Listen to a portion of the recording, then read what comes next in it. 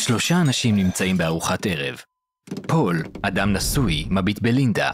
בינתיים, לינדה מביטה בג'ון, שאינו נשוי. האם מישהו נשוי מביט במישהו לא נשוי? קחו רגע לחשוב על זה.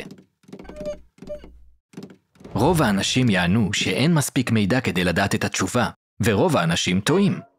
לינדה חייבת להיות או נשואה או לא נשואה, אין אפשרות אחרת. בכל תרחיש, מישהו נשוי מביט במישהו לא נשוי.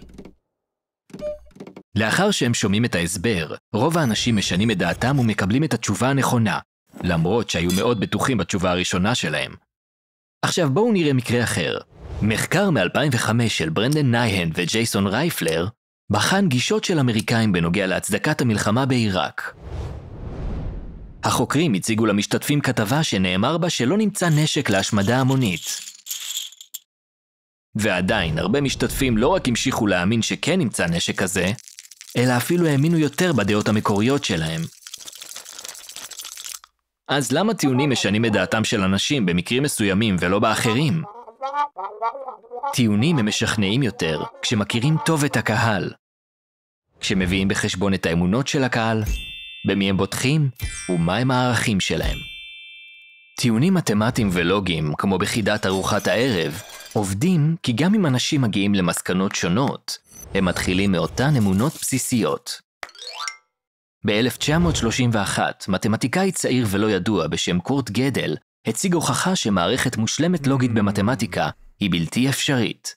למרות עבודה קשה של מתמטיקאים מבריקים במשך עשורים, כמו ברטרנד ראסל ודייוויד הילברט, ההוכחה התקבלה כי היא הסתמכה על אקסיומות שכולם בתחום כבר הסכימו עליהן. ברור מאליו שהרבה מחלוקות נובעות מאמונות שונות שאי אפשר לפתור בפשטות דרך היגיון. כשהאמונות האלו כוללות מידע חיצוני, לעתים קרובות עולה השאלה על אילו מקורות מידע וגורמי סמכות האנשים סומכים. מחקר אחד ביקש מאנשים להעריך מספר סטטיסטיקות שקשורות לשינוי האקלים. המשתתפים נשאלו שאלות כמו כמה שנים בין 1995 ו-2006 הוכרזו כשנים החמות ביותר מאז 1850. אחרי שסיפקו את התשובות שלהם, הציגו להם מידע מהוועדה בין-ממשלתית על שינוי האקלים. המידע הזה מראה שהתשובה היא 11 מתוך טווח זה של 12 שנים. מכיוון שהם קיבלו מידע סטטיסטי אמין ממקור רשמי ומהימן, הסבירות עלתה שאנשים יקבלו את העובדה שכדור הארץ מתחמם. לבסוף, כשיש מחלוקות שלא ניתן לפתור עם סטטיסטיקות ונתונים, מידת השכנוע של הטיעון תלויה ביכולת להתחבר לערכים של הקהל. לדוגמה, חוקרים ערכו מספר מחקרים שבהם ביקשו מאנשים מרקע פוליטי שונה לדרג את הערכים שלהם. במחקרים האלה, ליברלים דרגו הוגנות, עד כמה מתייחסים לכולם באופן שווה יותר גבוה מאשר נאמנות.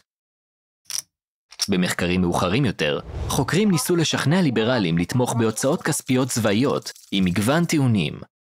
טיעונים שהתבססו על הוגנות, למשל שהצבא מספק תעסוקה וחינוך לאנשים מעוטי יכולת. שכנעו יותר מטיעונים שהתבססו על נאמנות, למשל שהצבא מאחד את האומה. שלושת האלמנטים האלה, אמונות, מקורות מהימנים וערכים, אולי נראים כמו נוסחה פשוטה למציאת הסכמה וקונסנזוס. הבעיה היא שהנטייה הראשונית שלנו היא לחשוב על טיעונים שמסתמכים על האמונות, המקורות המהימנים והערכים שלנו. ואפילו כשזה לא קורה, די קשה לזהות במדויק מהם הערכים של אנשים שלא מסכימים איתנו. הדרך הטובה ביותר לגלות זאת היא פשוט לדבר איתם. במהלך השיחה אתם תחשפו לטיעוני נגד ולהתנגדויות. הם יכולים לעזור לכם לבנות טיעונים משכנעים יותר. ולפעמים, אולי אפילו אתם תשנו את דעתכם. מוכנים להמשיך ללמוד? צפו בסרטונים אלה אם אתם רוצים לאתגר את מה שאתם חושבים שאתם יודעים, או ללמוד עוד על מה שאינכם יודעים. הרשמו ושימרו על הסקרנות.